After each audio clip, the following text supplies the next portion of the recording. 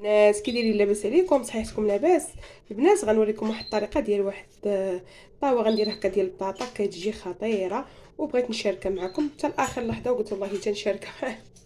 البنات كنشد البطاطا هكا تكون كبيره او صغيره اللي عندكم، انا عندي هذه صغيره. كنت سجلت معكم فيديو قبل بها، غادي نستغلها في هذه الطريقه كتجي حتى هي زوينه.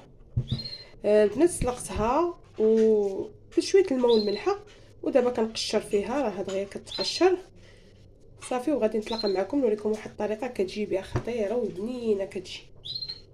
بس كنجيبوا الطاوه قد هكا، ولا شوفوا كما بغات تكون عندكم. كنقطع البطاطا على جوج، كنكون دهنتها بشويه الزبده.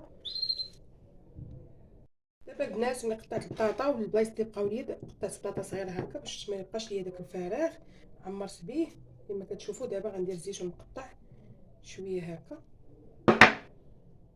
هذا البنات غندير الثوم كما كتشوفوا حتى هو، كتجي كما قلت لكم بنينه هاد الوصفه. ندير شويه ربيع مقطع حتى هو،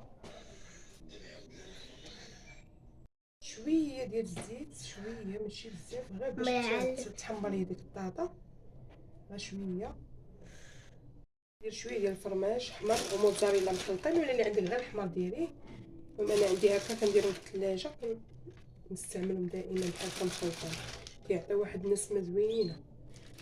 صافي البنات دابا ملي كملت هاد، راه عندي البطاطا مسلوقه في الملحه، راه ما درتش الملحه حيت كاينه البطاطا مالحه يعني بلا وطون مالح زيتون مالح يعني بلا ما نديرو الملح.